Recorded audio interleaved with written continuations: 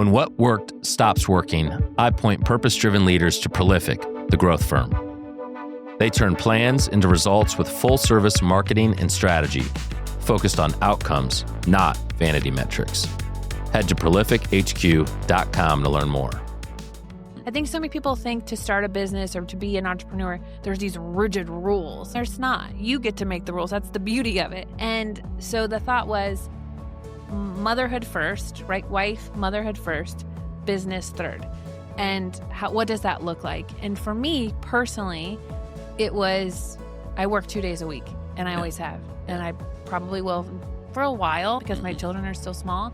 But that always shocks people. Like, you only work 2 days a week. Yes. And in those 2 days, I am insanely focused. Hi, I'm Dave Neff, host of Talent Scout. On this show, we shine a light on Indiana's next generation of leaders who are making a difference in business, community, and civic life. These are real conversations about purpose, mentorship, and building a future that matters. Join me as we invest in leadership that lasts. Welcome back to another episode of Talent Scout. My guest today is Whittney Parkinson. Whitney is the owner of Whittney Parkinson Design. Mm-hmm. And I'm really excited. This is sort of an out-of-the-box guest for me, you know? It is. Whitney and I probably first met, I don't know, 10 years ago, but really it was through your husband, Austin, who I've known for, close to 20 years now. And, just as I've gotten to know you and have known Austin and your three kids, our families have gotten to know each other. My wife tells me how impressive your work is. And so I'm really excited to have you on the show. Your work, I know, with Whittney Parkinson Design has been featured in Better Homes and Gardens, Wall Street Journal, New York Times. And while you certainly have a broad following, I think on social media, close to 145,000 followers, primarily on Instagram, which we joked about, this will be good to bring the LinkedIn and Instagram worlds together. I'm just excited for the world, for Indiana, to hear your story and kind of how you've gotten to where you are. So thanks for joining us. Thank you so much for inviting me. I'm excited. Well, let's maybe go back to the beginning. Tell us about your childhood, where you grew up, what it was like, your family. Okay. So I grew up 45 minutes north in Kokomo, and I'm the oldest of four girls. And my dad owns an architecture firm, and my mom, when I was a child, was an interior designer. So genetically had no choice in the matter here. But my childhood, we had a great childhood, very all-American. But I think you don't really have perspective on your childhood until you're an adult, and even more so when you're a parent. Like, you just know what you know when you're a kid, right? And then later you're like, whoa. And so I'll be like really honest. When my parents were starting the firms, we were so poor, like so poor. I mean, my dad drove a semi and went to school at night and was starting the firm at the same time. And my mom was working crazy jobs and she was going to school. And I don't know if this was like a thing in the 80s and 90s, but my mom would take me to school with her. So I remember sitting in the back of like interior design classes in preschool, drawing with like Prismacolor markers. And my dad, they just grinded. So we truly got a front row seat as children as what building a business looks like.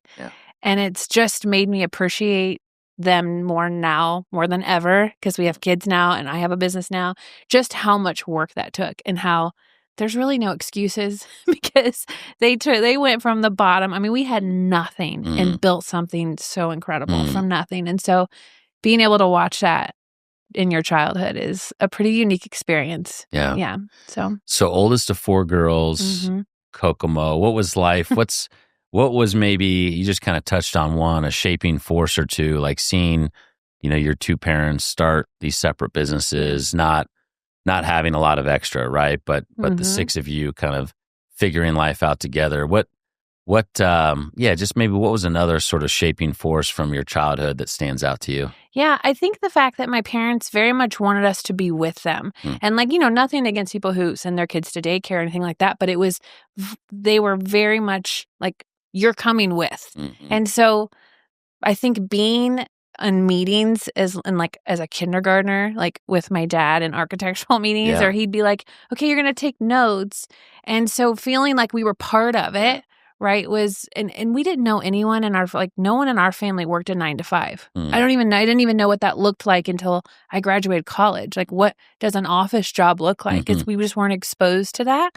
And so I think just unknowingly having that front row seat to business was just so, I don't know, just very vital. And so they brought you into their worlds from a young age. Yes. Yeah. And I think that's important. I think it's important to see your parents do something they love as opposed to, just like, oh, my mom's at home and then she disappears for 8 or 9 hours. Like, we got to watch them do things that they loved and enjoyed and were passionate about. And I think that's important. I think kids need to have that front row seat. Yeah. That's cool. What high school? Kokomo? Kokomo High School. Yeah. All right. The big dog. Yeah, that's right.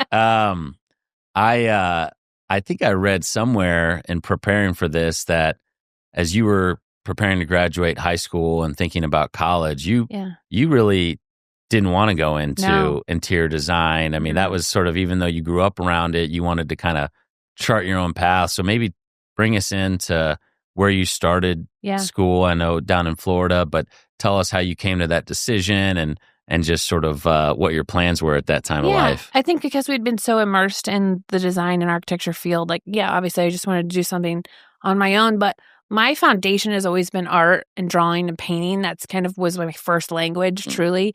And so I decided, I won the National Golden Key Award in my junior year of high school for illustration. It was a 9/11 illustration. And so that was something that was pretty pivotal for me. Like, I think I would really love to do this. I illustrated for our paper in high school. And so I went to Ringling, which is in Sarasota, Ringling School of Art Design, which is really a hub for Disney and Pixar. So that was the goal, to be an illustrator, animator.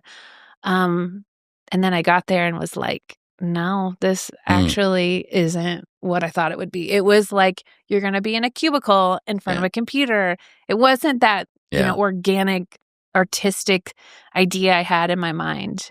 And so I think I really just had to pivot. But I'm glad that I went to Florida. Like that. Because, I think I read that you needed a job. I needed a job. And so you talk to us about where you found a job and kind of what inspiration that brought while you're in Florida. Yeah, so I stumbled upon this art gallery out on St. Armand's Island, which is just, on Longboat Key off of Sarasota.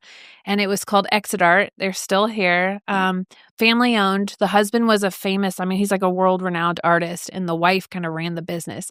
But they were a multidisciplinary studio and gallery. And so they had furniture. So there was kind of the interior design aspect of it. And then Peter Stanek was the artist.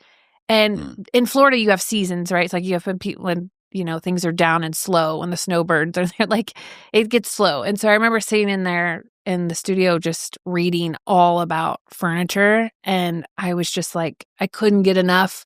I nerded out over reading about all these designers and interior designers and furniture designers. And so that was a pretty eye-opening, like, all right, this is actually the field I should be in. And so that next year I transferred to Chicago to be a little closer to home. And then Chicago, just going to college in Chicago in general in architecture is like, what was the the Mecca. name of the school in Chicago? Harrington College of Design. So it was like probably one of the top interior design schools in the country. It's really old, right downtown. You're like right off the loop. And so just being exposed, day in, day out at school, you're drawing like Mies van der Rohe buildings in the flesh. You're going to Frank Gehry houses and drawing them in the flesh. So it's just such an experience that, was priceless. And so when you made that transition to Chicago, that's when you kind of felt like this is what I want to do. I knew immediately. Immediately. Yeah. This is where I was supposed to be. So I believe I read also you graduated like me kind of in that 08-09 financial crisis. Nothing like adversity to, shape you, bring out resourcefulness. So you started your career after finishing school in Chicago, working with your father's architecture and design firm. Is that right? So talk to us a little bit about that experience working with your father. I'm sure there was some good, there's probably some challenging stuff. Just what did you learn from that time? Yeah, I think the most vital thing was the fact that my dad quite literally threw me into the fire. He was like, you're going to learn by fire. And there were projects that I had no business being on. I think one of the first projects out of college, I mean, with designing a whole Kokomo's city hall. I mean, it was like, we were only like a 3-person firm. Mm-hmm. What am I doing designing the whole city hall? Yeah. But I learned so much. And we would design, went from churches to restaurants to event centers to city halls. So it was such a multidisciplinary situation that you learn so much in that. And so I think that was a very unique experience where typically people would intern a few years, take things slow, dip their toes. No, there was none of that. There was like, you're doing this, figure it out. Yeah. And it truly was the best gift he could have ever given me. Yeah. Because I just learned a lot and quick.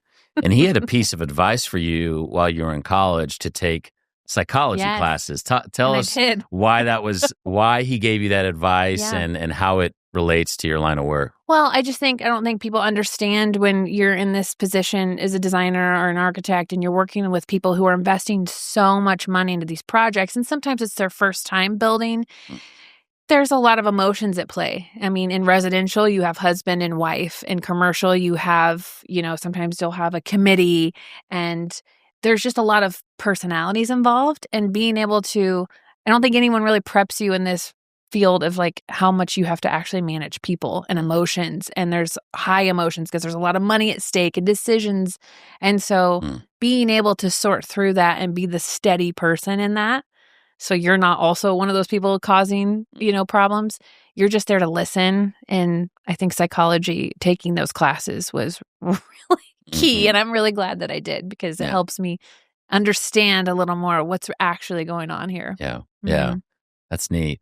So 2009, join your father's firm back in Kokomo. Yep. But then I believe it was 2016 was sort of this fork in the road where you'd gotten married, had I think your first child, and that was sort of the jumping off point where you're like, I'm going to start my own firm. Talk to us about what led to that decision to branch out on your own and start Whittney Parkinson Design. Well, I think so much of it was having my own child. It was, if I'm going to be away from her, I want to choose what it is I'm doing away from her. I want to be able to create my own time. I mean, my 20s, my dad, God love him, but he has an incredible work ethic, and I worked like a dog like those years. And I just was like, I can't do this with a child. That's not what I want. And so incorporating myself allowed me that freedom to take what I wanted, be really choosy about projects. And just kind of form my own brand. This is something that I think, a lot of our listeners, especially some younger folks that might be 10, 15 years into their career and have now started families, especially, women. Talk to us about sort of motherhood and business ownership, right? Because I think that's like, how do you make those two work together? And then you've got a spouse, your husband's in a high profile role as a Division I basketball coach.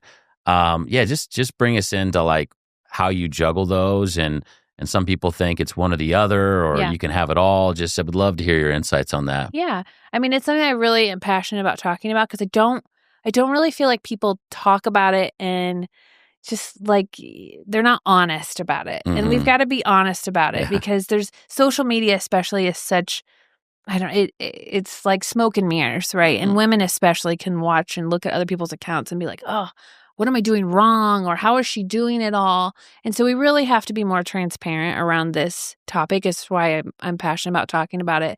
But yeah, I think it just came to a point where it's like, there's no rules. I think so many people think to start a business or to be an entrepreneur, there's these rigid rules, and there's not. You get to make the rules. That's the beauty of it. Yeah. And so the thought was motherhood first, right? Wife, motherhood first, business third. And what does that look like? And for me personally, it was, I work 2 days a week, and I always have. And I probably will for a while, because my children are still small. But that always shocks people. Like, you only work 2 days a week. Yes. And in those 2 days, I am insanely focused. It is the most efficient 9 hours of my life. Yeah. And it has to be. But those other 5 days, I am like very much present and with my children. And that's important to me. And so it's this beautiful balance. Now, is that for everyone? No. Maybe 3 days are for some people, or maybe 1 day is for some. But it allows me to also feel like I'm more than just a mom. I do have a creative outlet. I do have gifts. I want to give them back to the world.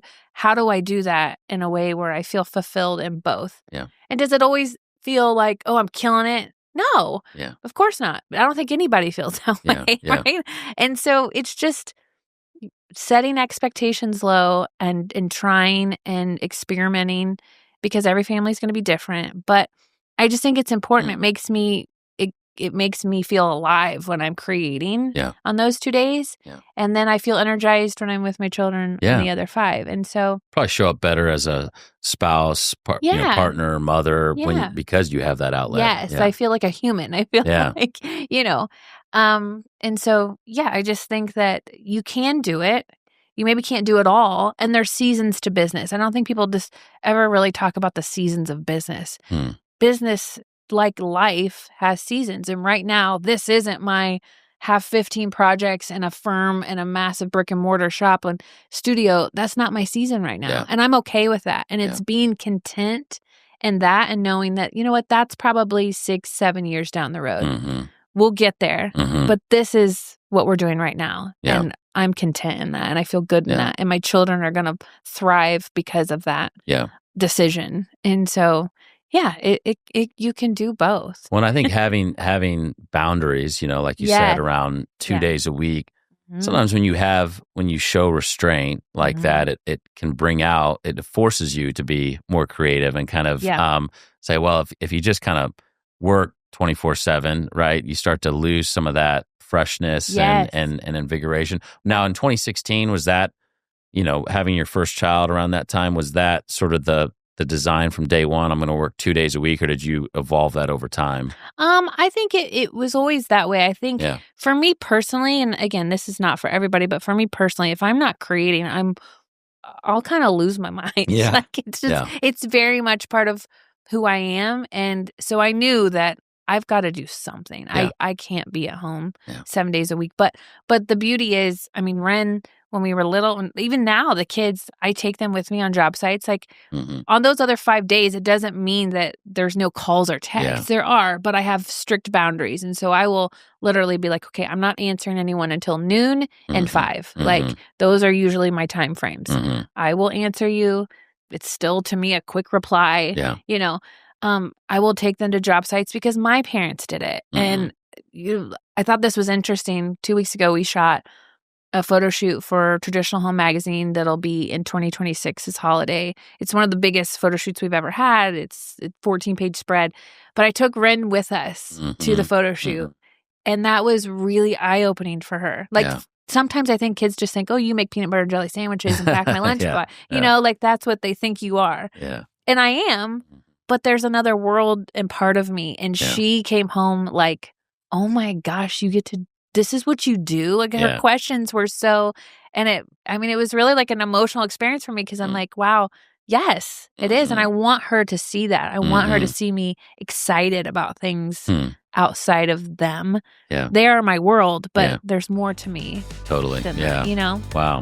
Thanks for joining us here on Talent Scout. We're going to take a quick break to hear from our sponsor, so stay tuned. Most organizations hit a point where growth stalls. The message blends in, the site stops converting, pipeline softens. That's when I tell leaders about Prolific, the growth firm, for purpose-driven leaders.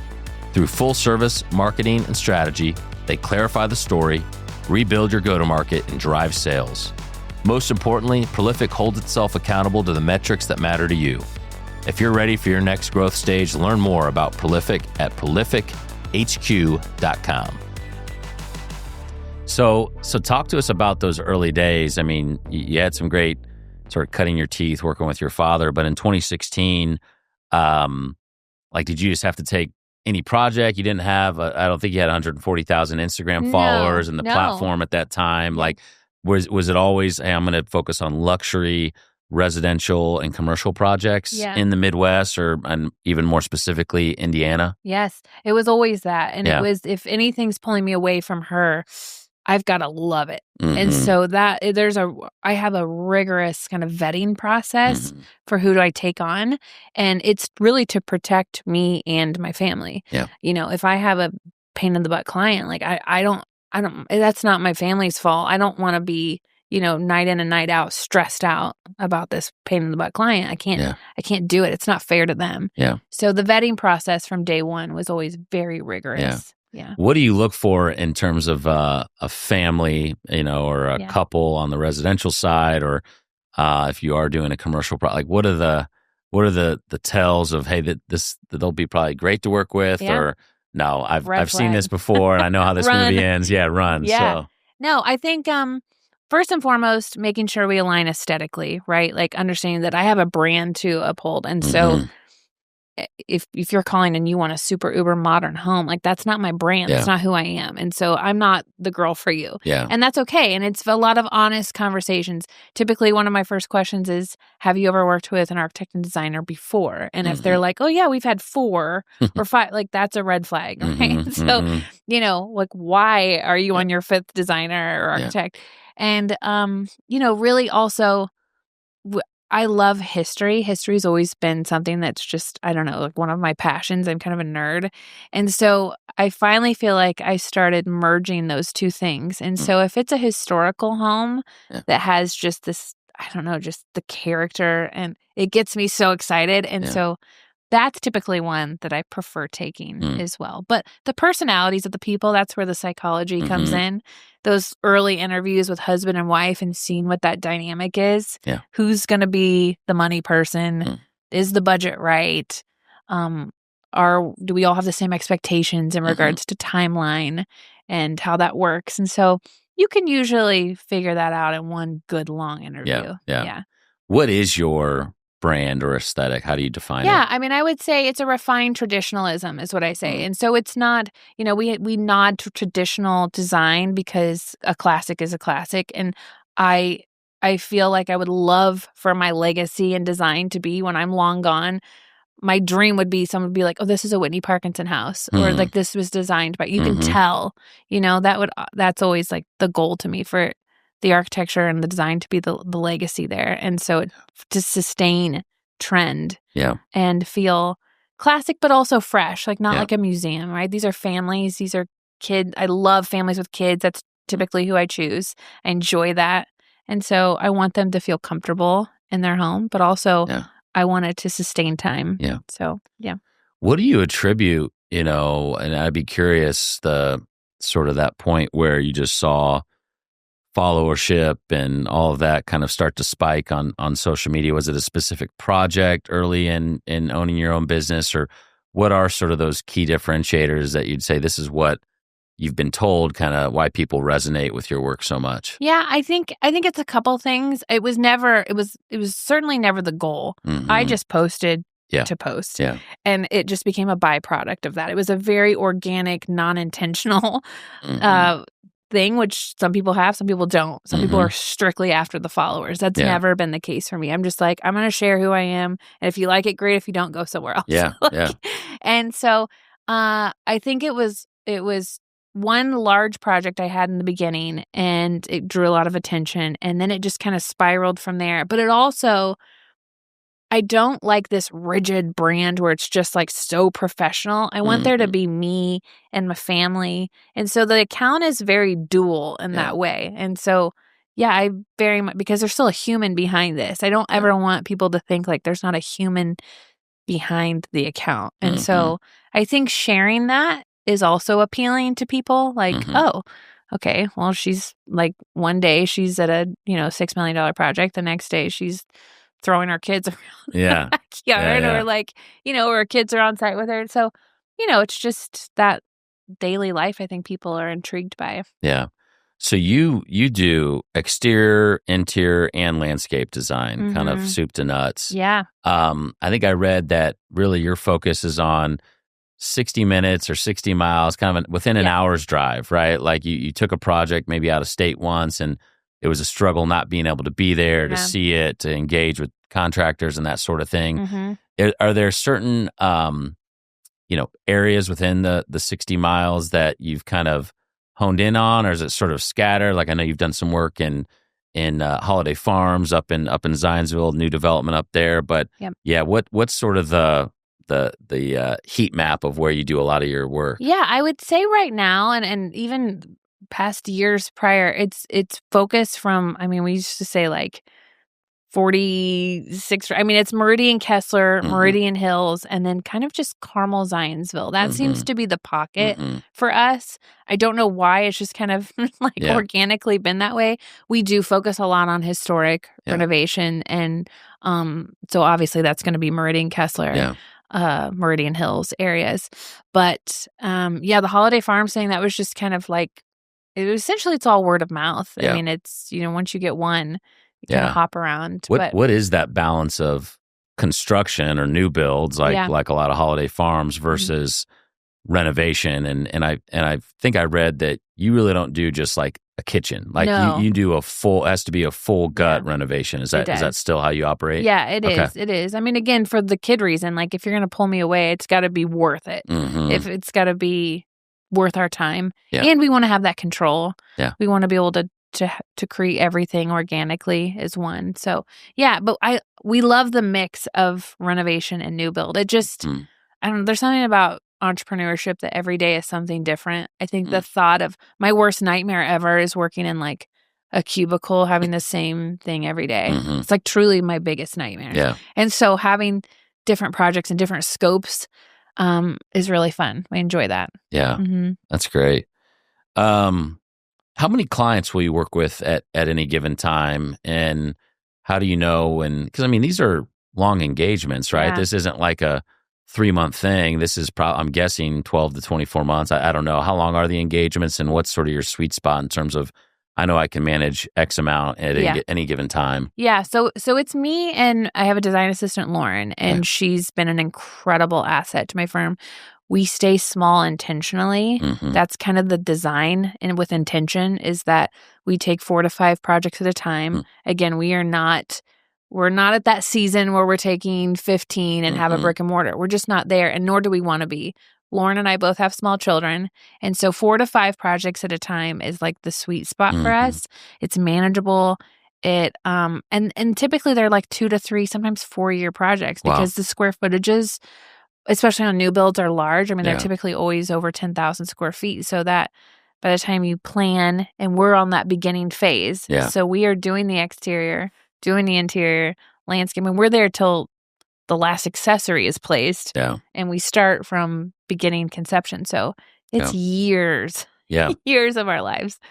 What, how do you, and you don't do the construction management, right? So you'll engage. Talk to us about how your firm engages with the actual, builders or the construction crew coming in doing the renovation. What's that balance and dance like? Well, it's a tricky dance because sometimes we get a say in who we would like to build, and we love that. Sometimes we don't get a say, and sometimes we have to work with whoever the clients chose and who won that bid. And I mean, it's tricky. It's a tricky dance. I'm going to be really transparent. It's a tricky dance because I think when your standards are very high and maybe you work with a contractor who does not have those same standards, it makes for an uncomfortable process. But we try to be as transparent and open and honest up front as we possibly can be. Like, we're not super keen on this guy. This is who we think is the best fit for you. But I mean, and I say that because probably 75% of my correspondence during the week is the contractor, is the subs. That's who we hang with. I mean, that's the client is there, and but I'm with subs and contractors most of the week. Which is also ironic considering my husband coaches women and I'm mostly with men. That's great. Talk to us. I know you sort of have another offering beyond just, hey, I need to, if I'm going to work with Whittney Parkinson Design, it's got to be a new build or a full home renovation. Talk to us about the expert and maybe explain for those that don't know what the expert is, how people could even get access to you for an hour at a time. Right. Still, there's a fee associated with the expert, but just tell us more about what that all entails. So because we don't work out of state or really even outside of Indianapolis, we've never had the ability to offer service beyond.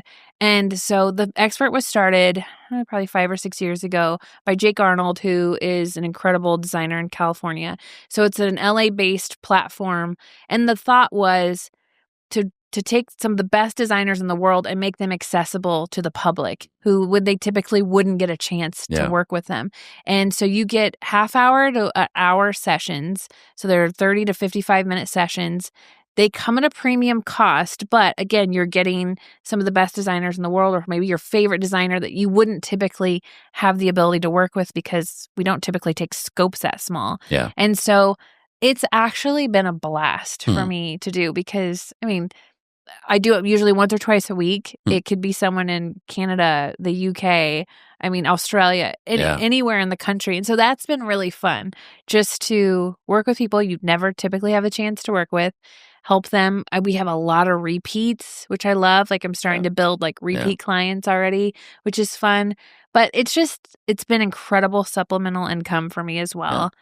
But it's just been really fun to have something else different from the day to day. So some people can design like an entire kitchen in a half hour, 55 minutes, or maybe they sign up for a couple sessions. Yeah, and they'll do a couple sessions, which is honestly really smart in regards to, I mean, you're going to pay a designer locally that you just feel ho-hum about their ability. Yeah. Like you can have your favorite designer design your kitchen or whatever, and maybe a couple sessions. Like to me, that is an incredible investment and smart.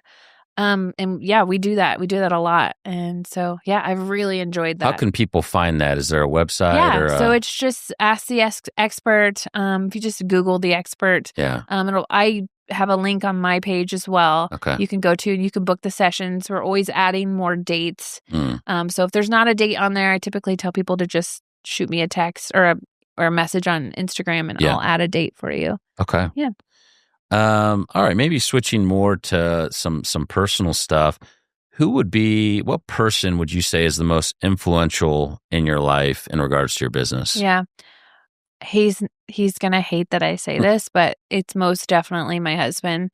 And I think business, personal, whatever, I've always said I think the most important decision that you'll ever make in your life is your spouse. It is a make or break in every way, right? Your children, your legacy, everything is who you decide to marry. And Austin, because we are in such different fields, he has a lens of me that I don't have of myself. And he's so honest. And so when there are things about my business that, he's like, no, you're wrong. He's that home to me, right? Yeah. Or he's like, no, you're right. You're absolutely justified in this. Or just, I think early on, I didn't believe in myself in a lot of ways. And sometimes I joke that like the movie Shallow Hal, I'm like, you see something I'm not, like, do you think I'm one way when I'm actually just really average? And he's like, no, you're actually incredible. And so his words of affirmation to me on when I'm really feeling down, because business it's this. It is not. I think so many people think because of social media and the smoke and mirrors that business is always just like linear up and to the right. Yeah. And it is not. And I think Austin has always just been that person who makes me believe, he helps me believe in myself more than anyone else. And I just appreciate that. I know he's super proud of you just in my conversations with him. Yeah, he's great. He really believes that in his core. So that's an awesome answer. What lights you up outside your day job? As we mentioned, you've got 3 young kids, all under 10. You're working pretty intently and efficiently a couple days a week, and then, filling in the cracks with calls and emails and all of that, given your work. But is there anything outside of all that kind of gives you a lot of energy or joy? Yeah. Well, I think first and foremost, anytime you find a job or a passion that you love, it doesn't really feel like a job. So it's like a weird question because I'm like, I get really hyped about my work because it doesn't feel like a job. But when I'm not working, my family first and foremost, always, like that is my true passion. But I love traveling, but specifically to places that have good architecture. Like I was telling Austin this the other day, I was like, I feel so alive when we travel places that I feel inspired by. I just feel alive in a way I can't even, it's like a euphoric. Those are usually like my highest highs. Like, when I always talk about like when you're on your deathbed and you look back at your highlights of life, my highlights are always travel. Yeah. Like if we've been to Europe or what are some of your New York. favorite cities that have like architecture? I love Boston. Yeah. Boston's to me, underrated. It's very clean. It's very efficient. It's beautiful. The architecture's stunning. A lot of the East Coast. I love New York. Chicago was an incredible place to live, especially in my 20s and experience. But yeah, those are Charleston, Savannah, just the high architecture cities for me. Columbus, Indiana. Don't sleep on Columbus. Columbus, you cannot sleep on Columbus. It is a hidden little gem. I know my in-laws lived in Columbus for a time, and that was fun to go down there and explore. So, yeah, those are. That lights me up. But again, that goes back to that's what I do. So, I feel like I found the right thing.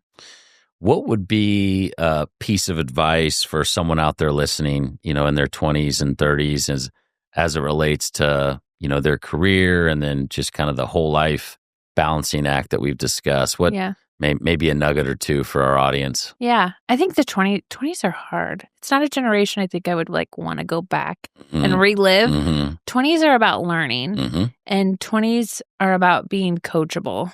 And I say that not because I'm married to a coach. I just think that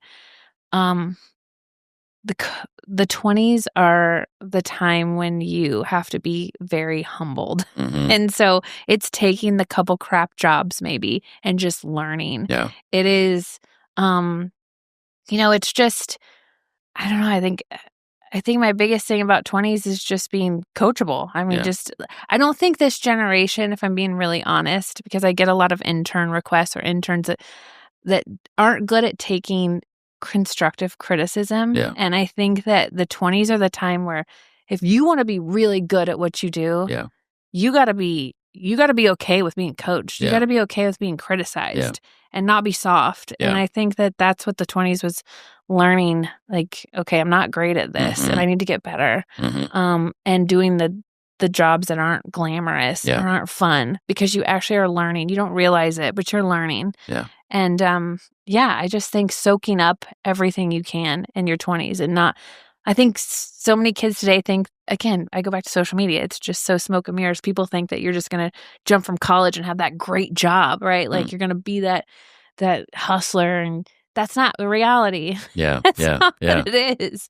And so it's, the 20s are tough, but just ride them out and be humble and be coachable. And I think A players want that feedback, right? They want to be coached. They put their ego aside. They crave accountability. It's the B and C players that I've found over the years that don't want to be told, or where they could improve, or sort of have this blissful ignorance about I've got it all on autopilot and figured out. Oh. Like none of us ever fully arrive. Even I'm now in my early 40s, but it's got to be a continual process of improvement and seeking feedback. And but when you start to get some flowers, like in your 30s, you can kind of start to think that way, that maybe hey, I've got a large following, like I've got it figured out. You know? Well, you have a little more equity in your 30s, right? But like your 20s, you've got nothing, and you've got to know that about yourself. Yeah. And the best people want to be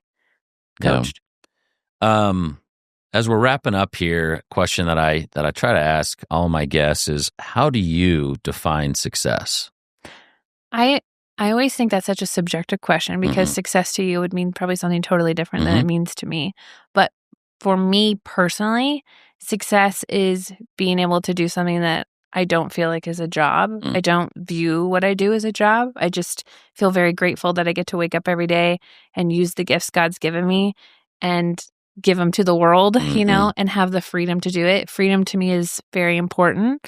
That freedom to be with my children, to be with my family, to support my husband, and also do what I love. Yeah.